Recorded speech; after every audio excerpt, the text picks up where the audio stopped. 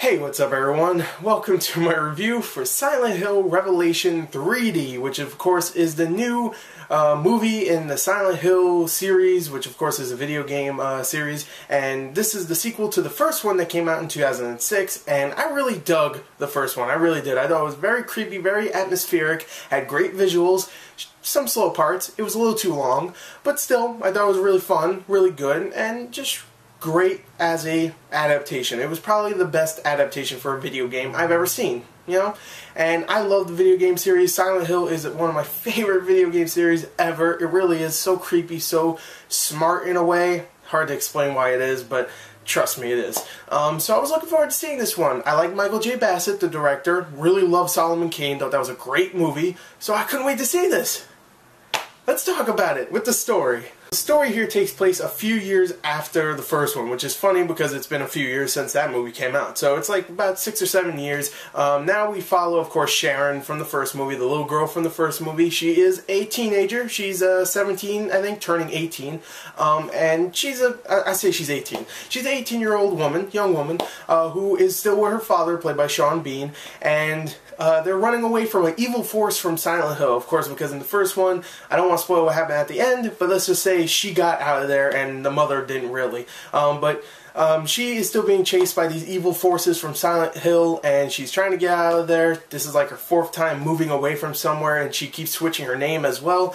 And now, of course, Silent Hill found her, and Silent Hill, or the people in Silent Hill, took her father away and brought him to Silent Hill, and now she must go and, of course, free her father because she loves her father so much. She has to go back to Silent Hill and, of course, end the madness that's going on there. And along the way, she meets up with a friend named Vincent, played by Kit Harington, and, I don't know, a bunch of other occult leaders and demons and just grotesque stuff. I don't know. There you go. There's the story. The story here is actually based on the 3rd video game of the series, if you didn't know that. They didn't go from 1 to 2, they went 1 to 3 because the 2nd video game actually doesn't continue the story of the first one. The 3rd one does, so it makes sense there. And I would say it's loosely based on the plot of Silent Hill 3 because it follows the same structure. Heather, the main character here, or Sharon, whatever name you want to go with, goes through many of the same locales and sees many of the same creatures, mostly the same. There are a couple here that are different from the 3rd video game, and the characters are the same. At least they look like them, because this is where I think it's loosely based. The characters are not completely different, but most of them have a different personality than they do in the 3rd game. A lot of them just got changed because Michael J. Bassett decided, you know what, I'm going to make it my own. I'm going to make it my own. I'm not going to make all these characters exactly the same. I'm going to take the same characters, but I'm going to change their personalities a bit, which is fine. I don't mind that, but it just felt very jarring at times when some characters would do this or some characters will be there and then boom, they're gone, and it just felt weird. It just felt very strange overall. Here's the real question. Did I actually like the story? Well, I thought the story overall was okay. I thought it was easy to follow only because I played the 3rd game, so I understood where I was going. I thought the locales were really interesting to see, you know, in live action. I thought for the most part it was cool just to watch Heather roam around Silent Hill. I thought that was cool. And some of the plot elements were okay, but the thing I would say is horrible is the script. The script is bad, and Michael J. Bassett, he wrote the script, and I don't know what the hell you were smoking, bro, but some of this stuff is absolute trash. It really is. Some of this dialogue is so bad. Actually, I would say most of it's just bad. There's a couple of things here and there that are kind of cool when someone says it, mostly from Malcolm McDowell's character, but I'll get to that in a second. But for the most part, the script here is horrible. But what makes it a little better is the acting. Adelaide Clemens plays Heather Mason, or Sharon, and she does a really good job for the most part. I really like her as the lead role. She's not as good as Rhoda Mitchell from the first movie, but I really like her anyway. She's strong, she's competent. I don't know, I liked her in this film. You also have Kit Harington, who at times is terrible, and at other times he's okay. And when he's terrible, it's because his accent keeps slipping out for some reason. I mean, maybe it's just hard for him to keep that accent, I don't know, but, you know, it keeps slipping out sometimes, and whenever that happens, it gets really cheesy and very, very sappy whenever that happens. Whenever he has to yell, pretty much, his accent slips out, and I'm not sure what he is, British, whatever, but, It kept slipping out, I noticed it. But for the most part, he's okay. Sean Bean is great, as usual, as Heather Mason's father, and he does a good job. You got other characters like Carrie-Anne Moss, who plays pretty much the bad guy of the film, or bad girl, I guess. And she does a good job for the 2 minutes she's on screen. You got, like I said, Malcolm McDowell. He has probably the best scene in the movie because he's just insane. He's chewing scenery, and he's great, in my opinion. I thought he was really fun in this, but for the most part, he's only in it for about 2 minutes, so yeah, whatever. And the rest of the cast does an okay job as well. Yeah, the acting here was okay. It was okay. So it helped a little bit with this horrible, horrible script. So yeah, get into the final portion, which of course I'm going to talk about the visuals and the scares, because Silent Hill is all about the visuals, but it's also about the scares. So was this movie scary? Was it creepy?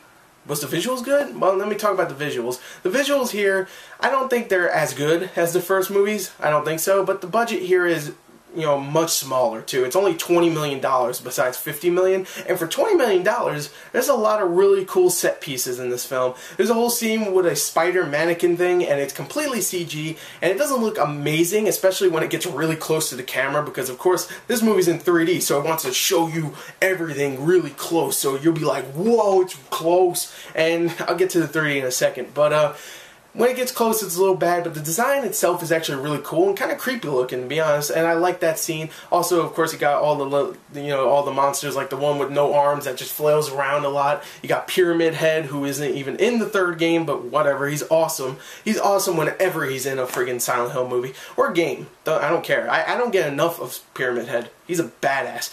You got all the other ones like the nurses and.